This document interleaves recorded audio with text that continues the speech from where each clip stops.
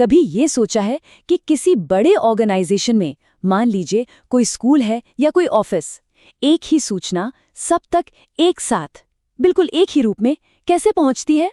आज हम इसी के पीछे के तरीके को समझने वाले हैं, जिसे कहते हैं परिपत्र या सर्कुलर। ये कम्युनिकेशन का एक बहुत ही पावरफुल टूल है। तो चलिए इस सवाल पर थोड़ा और सोचते हैं। कल्पना कीजिए एक बड़े सरकारी दफ्तर की या किसी स्कूल की। अगर उन्हें कोई बहुत जरूरी घोषणा करनी है तो वो ये कैसे पक्का करेंगे कि संदेश हर एक इंसान तक एक ही टाइम पर और बिना किसी फेरबदल के पहुंचे? सोचिए अगर ऐसा न हो तो कितना कंफ्यूजन फैल सकता है। और इसी सवाल का जवाब है परिपत्र। ये एक लिखित सूचना होती है। इसे गश्ती चिट्ठी भी कहा जाता है, जो काफी मजेदार नाम है। इसका काम एकदम सीधा और साफ है, एक ही जानकारी को एक ऑफिशियल तरीके से एक साथ कई लोगों तक पहुंचाना। तो आइए थोड़ा और गहराई में जाकर समझते हैं कि ये परिपत्र आखिर है क्या और ये काम कैसे करता है। देखिए, इसका सबसे बड़ा मकसद ये पक्का करना है कि कोई भी आदेश हो, कोई नया नियम हो या कोई जरूरी फैसला, वो सभी संबंधित लोगों तक एक ही शक्ल में पहुंचे। इससे होता ये है कि सब लोग एक ही बात को समझते हैं और किसी भी तरह के भ्रम की कोई गुंजाइश ही नहीं बचती। और हाँ, इसमें एक बहुत दिलचस्प बात भी है। इसकी ऑफिशियल वैल्यू को पक्का करने के लिए अक्सर इसके साथ एक खाली पन्ना लगा दिया जाता है, जिस पर सब लोग साइन करते हैं। ये एक तरह का सबूत होता है कि हाँ, सबने सूचना पढ़ ली है और समझ भी ली है। अच्छा, तो अब हम ये तो समझ गए कि परिपत्र क्या होता है, पर सवाल ये है कि ये इतना जरूरी क्यों है? चलिए इसके मकसद और इसकी खासियतों को जानते हैं। इसके उद्देश्य बहुत सीधे और प्रैक्टिकल हैं। पहली बात, ये सूचना को एक साथ सब तक पहुंचा देता है, जिससे समय और मेहनत दोनों की जबरदस्त बचत होती है।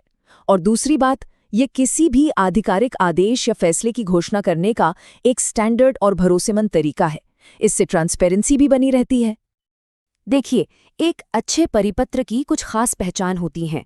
यह हमेशा किसी एक व्यक्ति के लिए नहीं, बल्कि एक ग्रुप के लिए होता है। इसकी भाषा एकदम सरल और सीधी होती है, कोई लाग लपेट नहीं। इसे अक्सर संस्था के लेटर हेड पर जारी किया जाता है, जिसमें एक क्रमांक और तारीख का होना बहुत जरूरी है। और सबसे जरूरी, इस पर जारी करने वाले अधिकारी के दस्तखत होते हैं, जो इसे ऑफिशियल बनाते हैं। तो ये सारी जो खासियतें हैं, ये मिलकर एक खास ढांचा बनाती हैं। तो चलिए अब देखते हैं कि एक सही परिपत्र का फॉर्मेट आखिर होता कैसा है। इसकी बनावट बहुत लॉजिकल होती है। सबसे ऊपर संस्था का नाम और वो जरूरी क्रमांक होता है। फिर ठीक बीच में मोटे अक्षरों में परिपत्र शब्द लिखा होता है, ताकि कोई कंफ्यूजन ना हो। उसके बाद आता है मुख्य हिस्सा, जिसमें असली संदेश या सूचना दी जाती है। और सबसे आखिर में नीचे की तरफ तारीख और जारी करने वाले अधिकारी का नाम और पद होता है। थ्योरी तो हमने समझ ली, अब देखते हैं कि असल में ये दिखता कैसा है। आइए एक असली उदाहरण पर नजर डालते हैं। ये एक स्कूल के परिपत्र का उदाहरण है। इसमें बताया जा रहा है कि सभी अध्यापकों और छात्रों को राष्ट्रीय खेल दिवस पर होने वाली खेल-कूद प्रतियोगिताओं के बारे में जानकारी दी जा रही है। अब हम इसी उदाहरण को टुकड़ों में तोड़कर समझेंगे।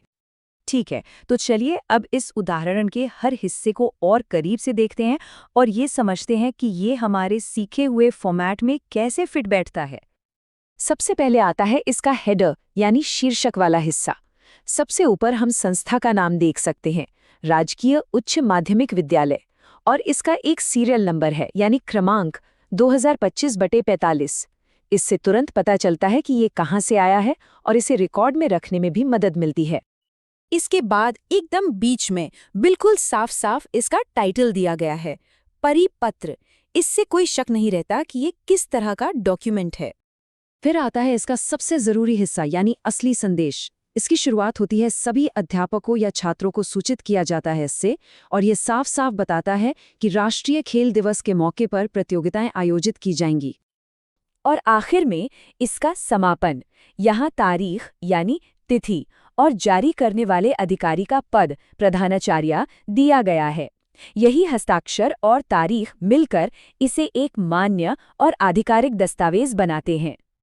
तो अब जब हमने इसका उद्देश्य, इसकी खासियतें और इसका सही फॉर्मेट सब कुछ देख लिया है, तो सवाल ये है, क्या अब एक आधिकारिक परिपत्र लिखने की पूरी तैयारी है?